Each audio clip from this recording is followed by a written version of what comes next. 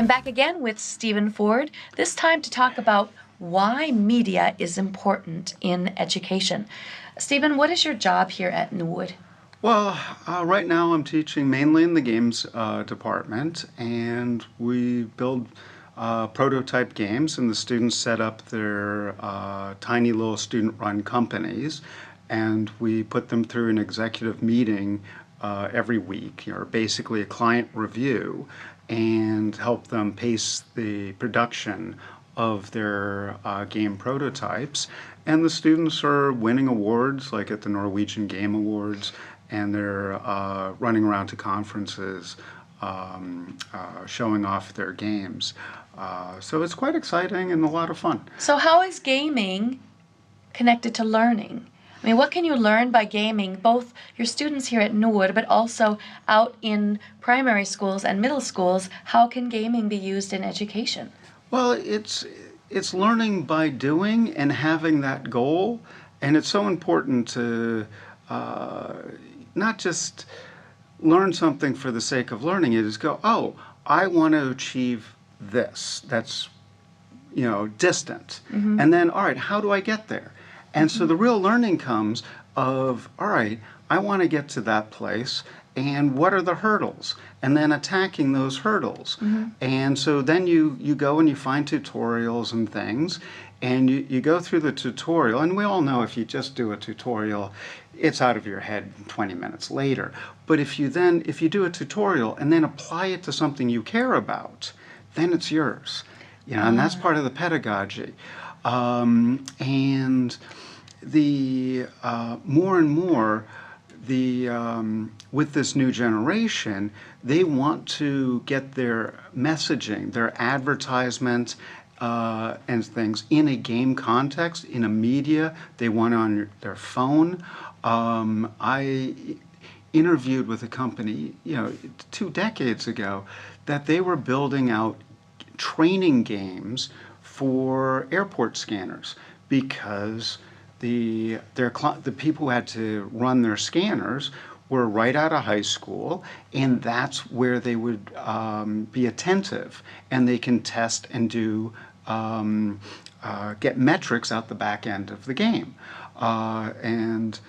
so it's more and more part of our communications.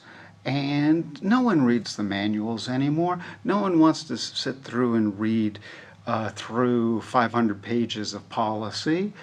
They want the messaging with video, with interactivity, with graphic examples. And those kinds of things enable us to meet people where they're at. And in the younger generation, that's even more and more important, because they're digital natives, and they've grown up with technology, and we need to meet them in a format that they're familiar with. Precisely. Okay. And if you can get the content to them on their phone, they're more likely to engage with it. So gaming, we only have a couple minutes left in this segment, but gaming particularly, can you give some concrete reasons on why that is helpful in learning, or in education, or in English language learning? Because it's something you do.